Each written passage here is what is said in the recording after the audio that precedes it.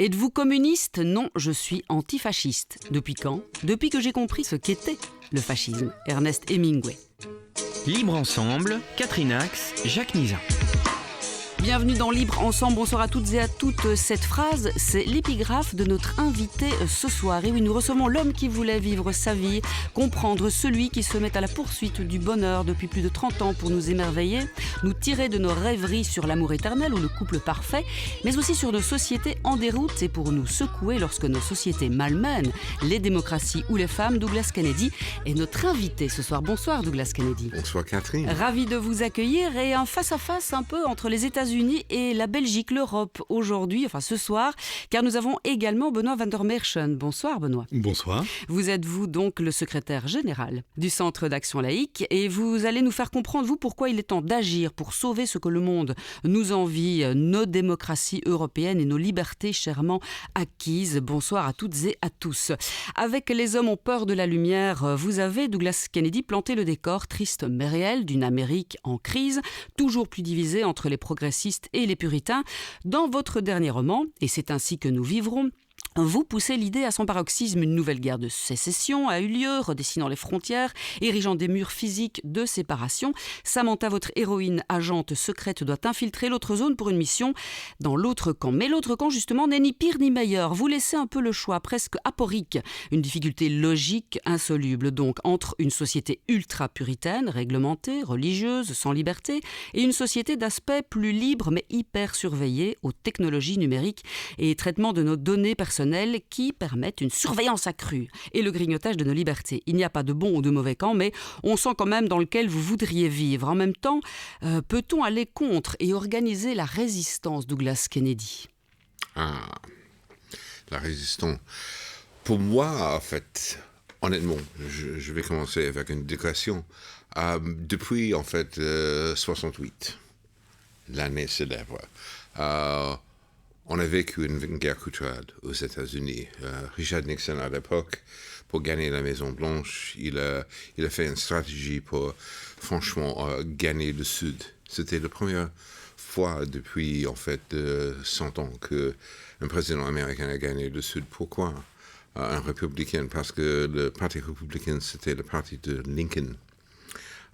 Pour le Sud, en fait, c'est le parti de l'Union. Nixon a décidé à dire, et c'était en fait 68, des manifs partout contre la guerre vietnamienne, mais aussi sexe et drogue, c'est rock'n'roll, et aussi, franchement, une liberté sexuelle inconnue aux États-Unis. En fait, les États-Unis, il y a deux pays ici, les deux côtes, des snobs, des intellectuels, des libertins. Nous, au centre du pays, en fait, l'Amérique profonde, ça c'est des vrais Américains. Et surtout avec le Sud, le fait que Johnson, avant Nixon, a changé les lois pour, franchement, garantir des votes des Africains-Américains. Ça c'était une catastrophe pour le Sud. Ou pour le Parti démocrate au sud des États-Unis. Et en filigrane, en fait, il y a un message raciste. On vit avec cette division aux États-Unis depuis, en fait, presque, en fait, 60 ans, 55 ans maintenant. Et ça a augmenté énormément depuis des années 80, depuis M. Reagan, qui a fait aussi, en fait, deux choses. Un changement, en fait, de chemin des États-Unis, où, pour la première fois, l'idée, on n'a pas besoin de l'État, on n'a pas besoin de démocratie sociale.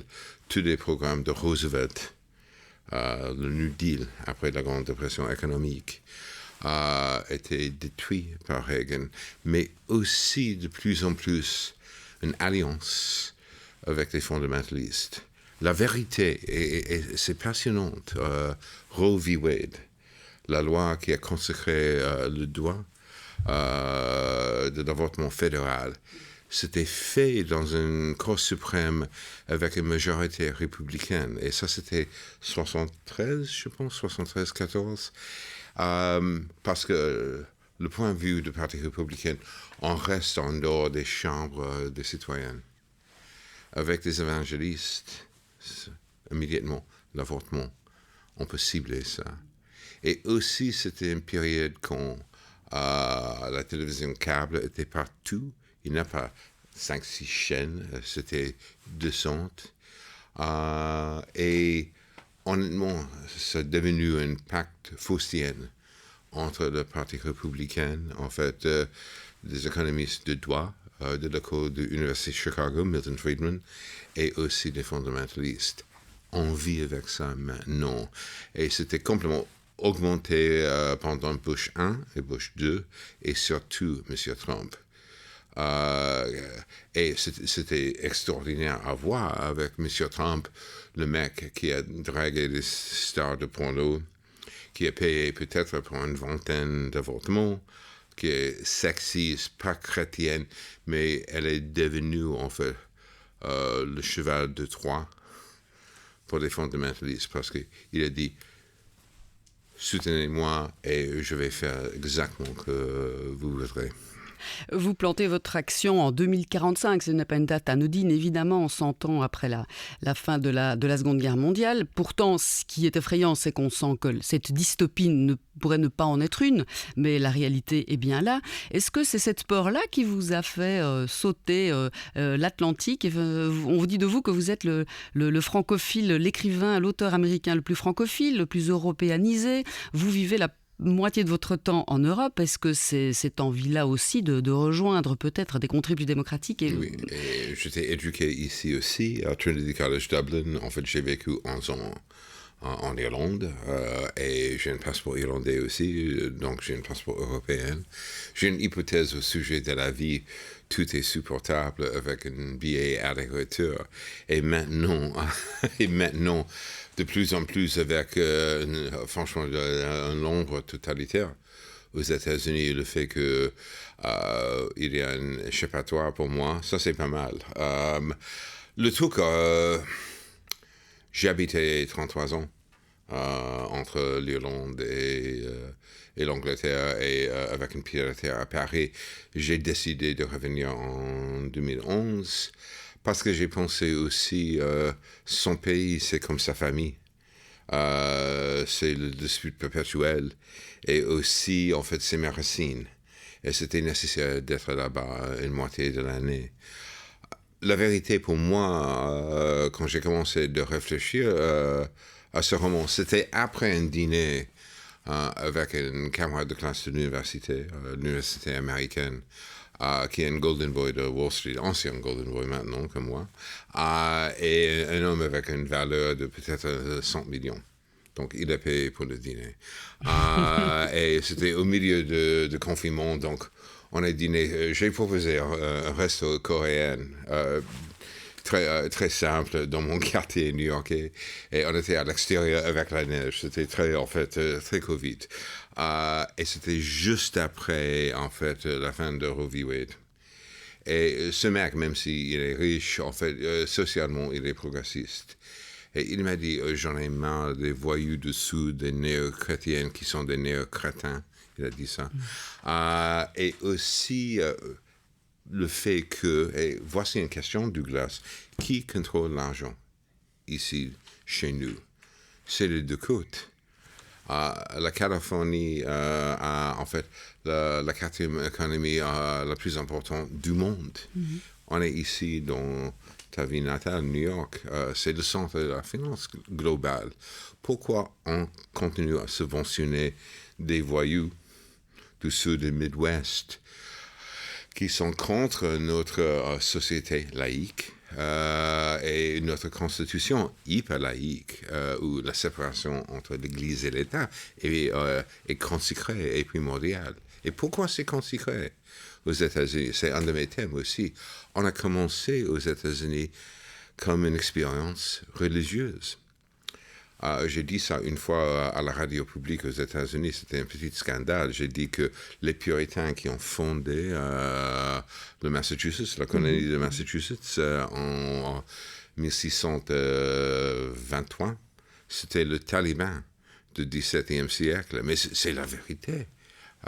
J'ai étudié, en fait, l'histoire puritaine quand j'étais à l'université. C'était hallucinant. c'était franchement un théocratie et très facho. Ça, c'est dans l'âme américaine, c'est là-bas. La même chose avec l'Allemagne. J'allais le dire, Douglas Kennedy. Peut-être qu'on va briser quelques espoirs, mais effectivement, en Europe aussi. C'est peut-être l'âme humaine, en fait. Et aujourd'hui, en Europe, Bonaventure Merchant, il faut bien le dire, la montée des extrémismes fait peur aussi.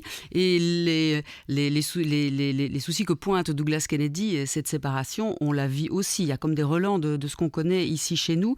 Est-ce qu'il y a plus à craindre aujourd'hui qu'hier et que fait la laïcité, en tout cas le monde laïque, pour défendre les valeurs ? C'est une vaste question. Dans un premier temps, j'ai envie de réagir en disant que ce livre est une fiction, nous ramène à 2045, mais c'est une fiction qui peut-être est déjà dépassée par la réalité. On a quand même un gouvernement d'extrême droite en Italie, des gouvernements d'extrême droite ou soutenus par l'extrême droite dans les pays scandinaves. On a échappé de justesse à quelque chose de dramatique en Espagne, à voir comment ça va évoluer, mais avec toujours la même chose pour moi, c'est qu'à un moment donné, les partis de droite classiques s'allient ou servent de marchepied à l'extrême droite. Et là, je pense qu'il y a quelque chose de dangereux, comme une limite, une frontière qui s'estompe. Et ce qui se passe aux États-Unis de manière générale, c'est toujours un peu, je ne vais pas dire c'est une source d'inspiration pour le meilleur et pour le pire. Ce qui arrive outre-Atlantique, souvent, ça débarque par la suite chez nous. On ne perd jamais cet œil-là. Oui, et on a déjà pu voir par rapport à justement aux dernières dérives avec le mandat de Trump, ce qui a pu se passer un peu plus bas au Brésil avec Bolsonaro. Et donc, oui, moi je vous avoue que je suis soucieux, un petit peu inquiet, parce que quand Douglas Kennedy parle de deux pays, une réalité qu'on connaît bien en Belgique, évidemment, je pense que de manière globale, comme terreau fertile pour les extrémismes, il y a peut-être ce sentiment d'avoir deux sociétés différentes, un peu ceux qui sont les bénéficiaires de la mondialisation, les gens de partout, et ceux qui en sont les victimes, qui n'en profitent pas, et que c'est un peu le peuple de nulle part. Vous parliez des deux côtes, qui sont les moteurs économiques et le centre du pays aux États-Unis. Ce sont deux logiques différentes. Et là, effectivement, quand on est dans une situation de précarité, ou en tout cas d'angoisse d'un déclassement, peut-être à ce moment-là que l'on peut être séduit par une espèce de pensée magique. Et vous indiquez l'alliance avec les religions, entre les extrémismes et les religions.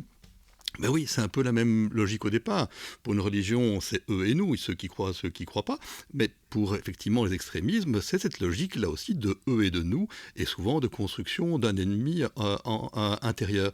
Et donc là, je pense qu'il y a des questionnements à avoir, que l'on a pu vivre aussi ici en Belgique, lorsque, au moment de la formation du gouvernement fédéral, il y a eu la volonté, tant qu'il n'y avait pas de gouvernement au Parlement, de faire passer une législation qui permettait d'imaginer des interruptions volontaires de grossesse des IVG de 12 à 18 semaines, et de sortir définitivement de la logique des sanctions pénales.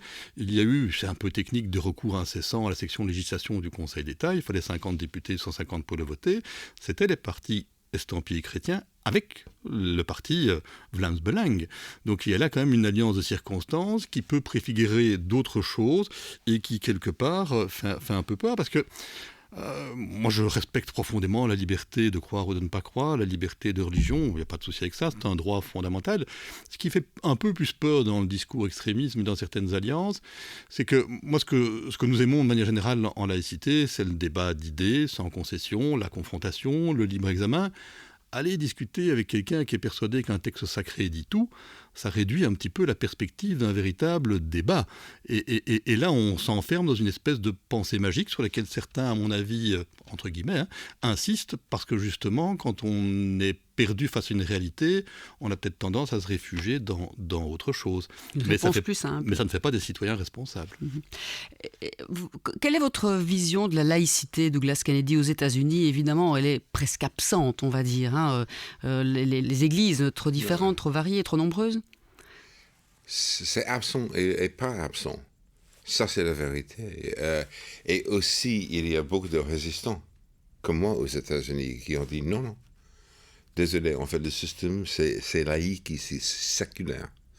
La vérité, et en fait, vous avez raison, Benoît, le centre a complètement disparu partout.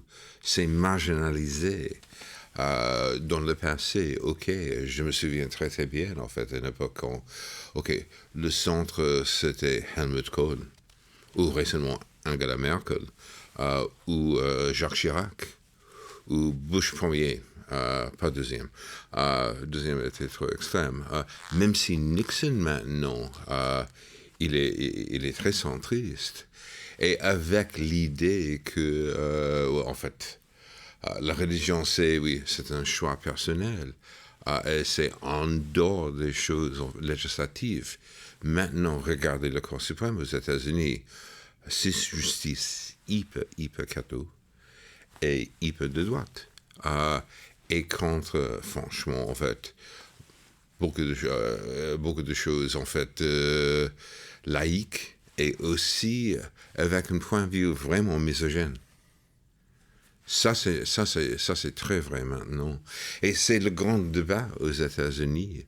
Est-ce que c'est possible, franchement, de maintenir ce système laïque quand il y a des gens... Et de temps en temps, je pense que c'est la revanche des hommes blancs. Mm-hmm. Et le symbole de ça, c'est Trump.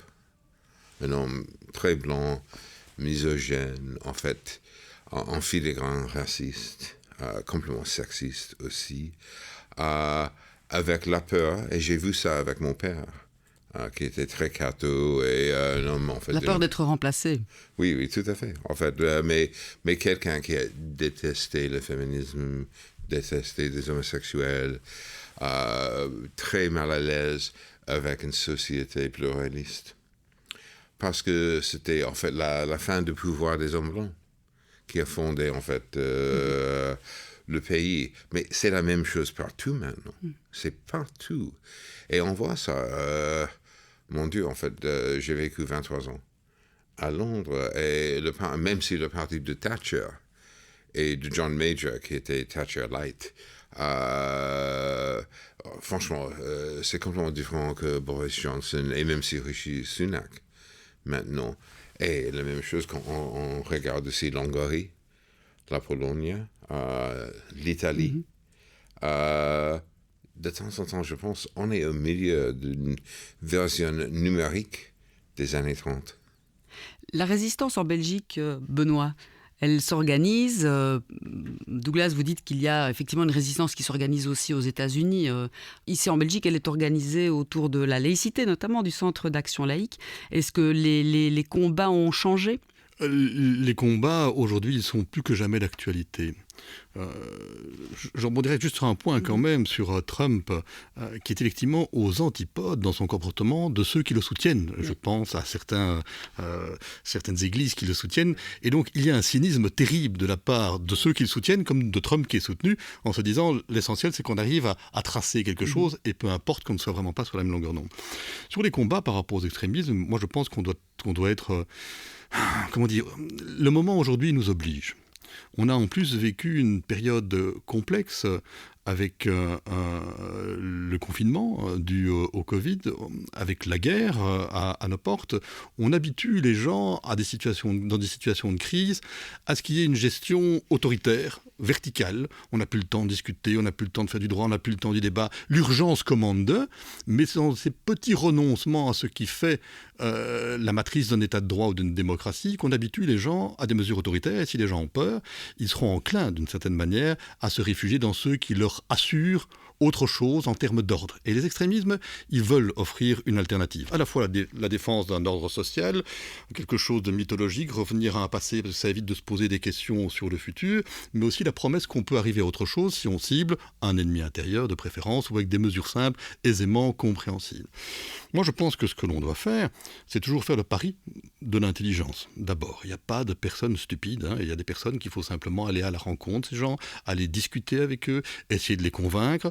Il faut réhabiliter le politique. Tout le monde est toujours en train d'être dans une logique de défiance par rapport aux autorités, par rapport aux hommes et aux femmes politiques. Et il y en a qui font un boulot avec une conviction extraordinaire. Ça veut dire qu'il faut sortir des dynamiques de petites phrases, de tweets à n'en plus finir et réhabiliter la pensée complexe, le sens de la nuance. Et donc on entre là dans quelque chose où il faut à la fois aller à la rencontre, discuter, argumenter, construire demain. Si nous sommes tellement sur la balle par rapport à un cours de philo de citoyenneté, l'enseignement obligatoire pour tous les élèves ensemble, c'est parce qu'il faut construire demain en permettant aux uns et aux autres de se rencontrer et discuter des questions de sens. Et ensuite, par rapport aux extrémismes, il faut être au taquet tout le temps pour dénoncer tout ce qui est à l'envers de ce qu'ils professent. On a maintenant une Mélanie au pouvoir en Italie depuis bientôt 1 an. Qu'est-ce qu'elle a fait ? Et elle nous avait promis ceci en Italie, elle avait dit ceci et cela. Et c'est quoi la réalité ? C'est qui les personnes visées ? On parlait de misogynie, on peut parler de droits pour les homosexuels ou d'autres communautés et ainsi de suite. C'est tout ça qu'il faut pouvoir toujours démontrer pour arriver à faire comprendre aux citoyens lambda que le choix de la facilité n'est pas le choix de quelque chose de construit au bénéfice de tous. Avec, en point d'orgue tout de même, le maintien de nos libertés aussi individuelles. C'est une thématique qui vous touche particulièrement, Benoît van der Merchon, notamment depuis le Covid. Dans le roman de Douglas Kennedy, on le voit bien, il y a une société très puritaine, très religieuse, et puis une autre qui ne l'est pas. Mais on dit, OK, la liberté, elle est là pour tous. Néanmoins, ultra-surveillance. On sait exactement ce que chaque citoyen fait à tout moment. Est-ce qu'on va vers ça aussi ? Cette société d'ultra-surveillance est tout de même là pour freiner nos libertés individuelles, même si on nous laisse l'idée que...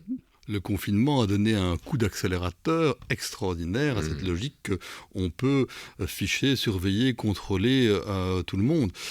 La société du risque zéro, ça n'existe pas. Il faut accepter l'idée que la vie est risque. C'est Woody Allen qui disait « vivre est dangereux, on en meurt ». Ben voilà, il y a des trucs qu'on fait pas, on sort des clous à un moment donné. La transgression, c'est une valeur qui peut être aussi positive par rapport à quelque chose de totalisant. Ce qui aujourd'hui est, je dirais, non pas de nature à effrayer, mais à questionner, c'est qu'on a un développement sans fin des nouvelles technologies de l'information et de la communication qui permettent des moyens de contrôle infinis par rapport, on parlait il y a 60 ans, 68 et ainsi de suite. On n'imaginait pas tout ce que l'on pouvait faire en termes de contrôle aujourd'hui. La question peut-être pas celle de l'outil, mais de l'usage qu'on veut en faire.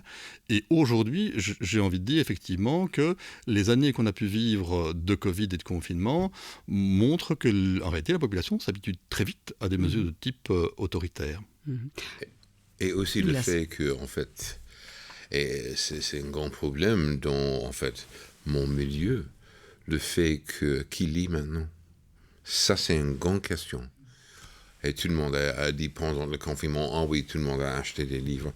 La vérité, c'était autre chose. Tout le monde est obsédé par des écrans.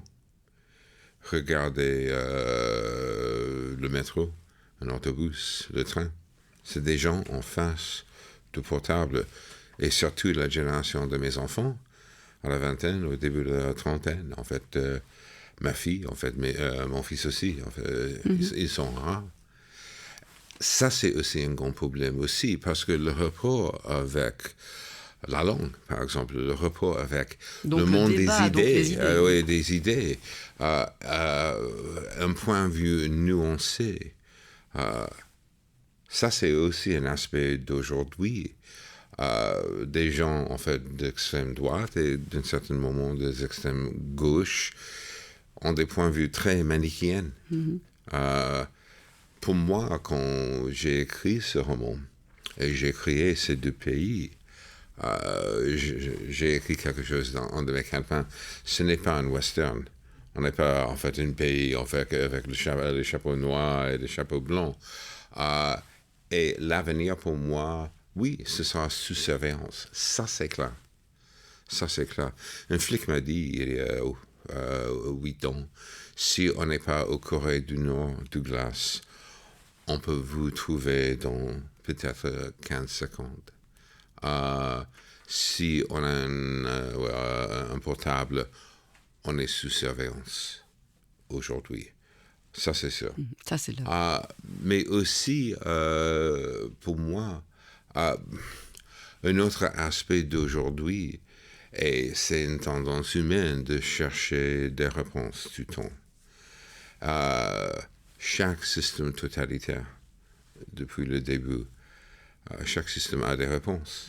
Ce n'est pas très nuancé. C'est le raison pour lequel, en fait, des écrivains, des philos, des intellectuels sont ciblés toujours par des systèmes totalitaires, parce qu'ils proposent, franchement, en fait, il n'y a pas de réponse. Il y a seulement des questions. Donc, comment on peut changer ça ? La vérité... En communiquant. Oui, historiquement, en fait, l'histoire, il y a des cycles. À Brive, l'année dernière, j'étais à côté d'un écrivain américain, Jim Fargus, qui a dit « Oh oui, notre pays, Douglas, c'est cuit, c'est foutu. » Et j'ai répondu « Écoute, Jim, en fait, oui, j'ai beaucoup de peur. Mais la vérité, si on était en France en 1941, on a pensé, surtout, en fait, Hitler a tout gagné. Il a parlé de Reich qui va durer 1000 ans. Mm-hmm.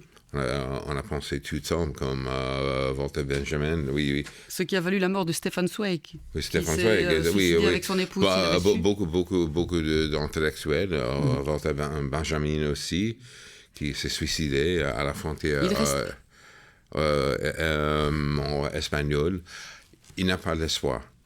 Tout change. Ça, c'est le seul espoir que j'ai. On a un devoir d'optimisme, comme vous le dites souvent, Bonavent Merchon. Il nous reste environ 2 minutes 50 pour peut-être, effectivement, cet espoir-là, il faut le transmettre en vue des élections. Nous allons tous vivre en Belgique, en Europe et aux États-Unis en 2024, une année importante. C'est aussi dans cette communication aux primo-votants, aux jeunes, qu'il va falloir œuvrer. C'est clair qu'on ne va pas courber les chines, on ne va pas se dire qu'on accepte une fatalité d'une évolution d'une société où c'est vrai, l'extrême droite s'est habituée au code de son temps en investissant un maximum sur les réseaux sociaux et ils s'en foutent de la cohérence. Ce qu'ils cherchent, c'est justement et uniquement la caisse de résonance. Moi, je crois qu'il faut partir, comme je le disais, à la rencontre, il faut confronter les idées, il faut prendre le temps, le débat, effectivement, sortir des positions tranchées.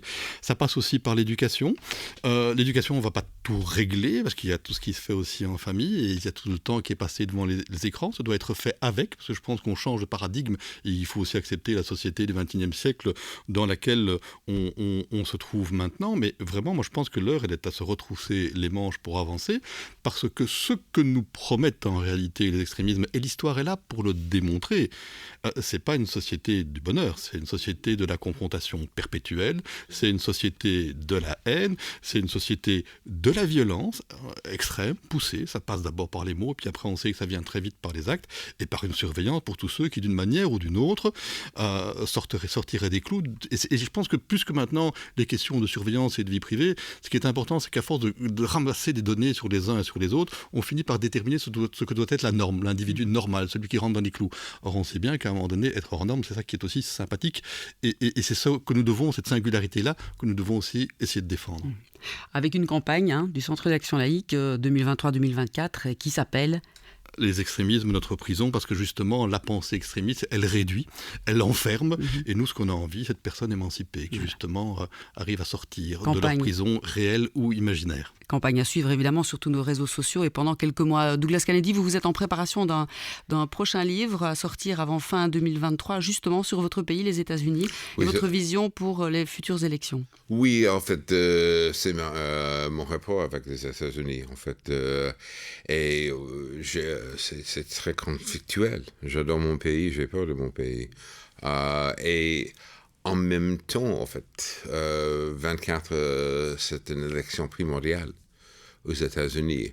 Le truc, Biden, je pense qu'il est plus progressiste que Obama ou que Clinton, en fait. Et il a fait un carton avec l'économie, en fait. L'inflation est stable maintenant.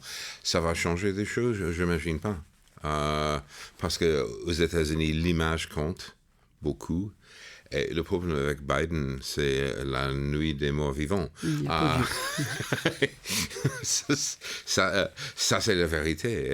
Et j'ai rencontré Biden cette année à la Maison-Blanche. J'admire Biden énormément. Et je pense qu'aussi, il est idéal parce qu'il est un vrai politicien. Il connaît tout, il connaît tous les secrets de tout le monde. Et aussi, c'est un réaliste. On a besoin des réalistes maintenant, pas des idéologues. La vérité, on parle de quelqu'un comme De Santos. Comparé à De Santos, Trump est norvégienne, franchement. En fait, il est extrême droit, mais aussi hyper éduqué. Yale et Harvard. Ted Cruz aussi, Princeton et Harvard. Josh Hawley, sénateur de Missouri, hyper extrême droit, Stanford et Yale. Donc, ce n'est pas des voyous, c'est des gens hyper éduqués Ce qui est encore plus derrière dangereux. l'extrême droite américaine. Et ça, c'est dangereux. Voilà, gardez l'œil ouvert, combattre évidemment, et puis vous lire Douglas Kennedy en fin d'année, et puis Merci. celui-ci évidemment, aux éditions Bellefond, Douglas Kennedy, et c'est ainsi que nous vivrons, je crois. Je n'avais pas encore cité le titre de ce livre-ci, peut-être en début d'émission. Merci d'avoir été avec nous, Douglas Kennedy, aujourd'hui. Grand plaisir et grand honneur. Merci à vous, merci Benoît van der Merchen. Merci à vous d'avoir choisi de nous écouter ce soir. On se donne rendez-vous la semaine prochaine pour un autre rendez-vous de la laïcité. Bonsoir à tous.